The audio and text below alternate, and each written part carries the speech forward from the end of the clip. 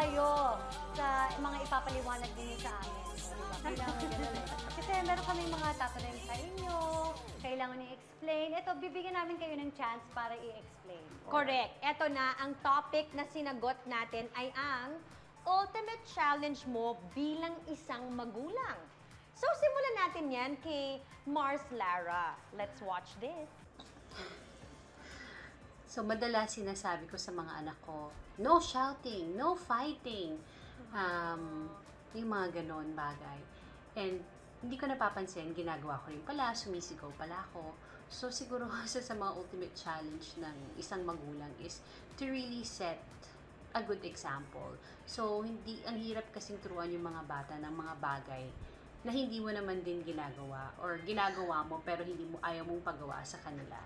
So, yun, at saka siguro yung thinking na enough ba yung ginagawa ko para sa mga anak ko, baka meron akong maling magawa, hindi ko sila mapalaki ng maayos, enough ba yung attention na binibigay ko sa kanila, or sobra-sobra ba yung attention na binibigay ko sa kanila. Siguro yun talaga yung challenge ng mga magulang is not really knowing if you are doing the right thing in raising your children.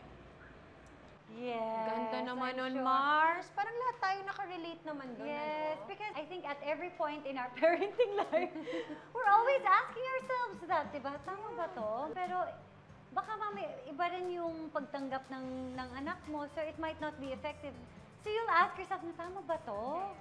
Ang hirap din kasi tatlo yung anak namin. Iba-iba talaga yung personality nila. So, iba-iba talaga dapat yung way ng pag-discipline, ng pakikipag-usap. So, ang hirap lang talaga. So, yun yung para sa akin challenge kung tama ba yung ginagawa mo. Ganun. Tsaka yun nga, yung pag-set ng example. So, don't shout at your brother. Pero ako pala yung sumisigaw, don't shout at your brother. Diba? So, bakit siguro sa isip lang, ikaw nga sumisigaw eh. Bakit ako hindi pwede? Sino ba sa inyo ang mas disciplinarian?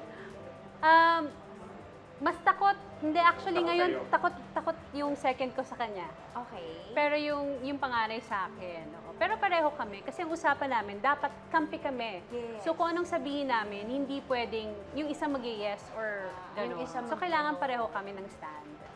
Okay. So tapos na tayo sa ultimate question ni Mars Lara. Tingnan naman natin yung kay Bar.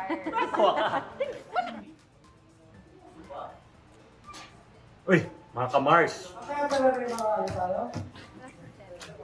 Dali pasensya na kayo sa taping kasi ako eh.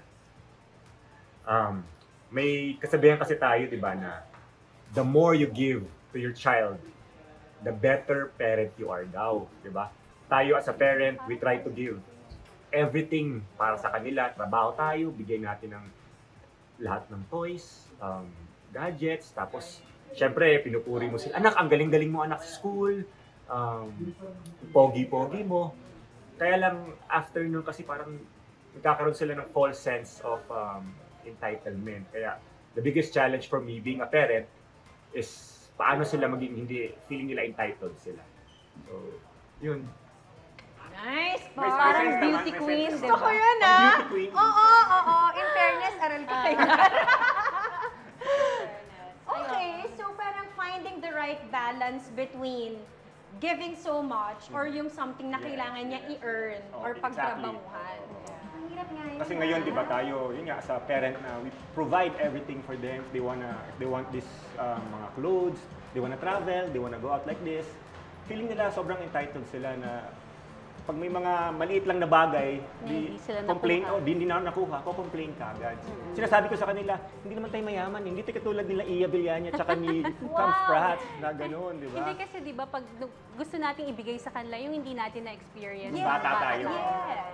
Pero yun That's yan, usually where it comes Kaya from nga eh. Yung kagustuhan nating magbigay. Kasi nga, nung bata ako, ito yung mga pangarap ko na hindi ko nakuha. Yes.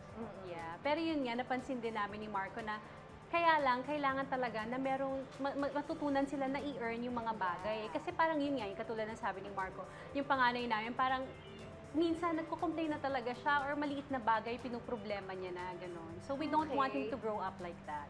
Yeah. So yun yung kailangan, pinagpipray talaga namin na sana hindi kami umover naman. Okay, moving on.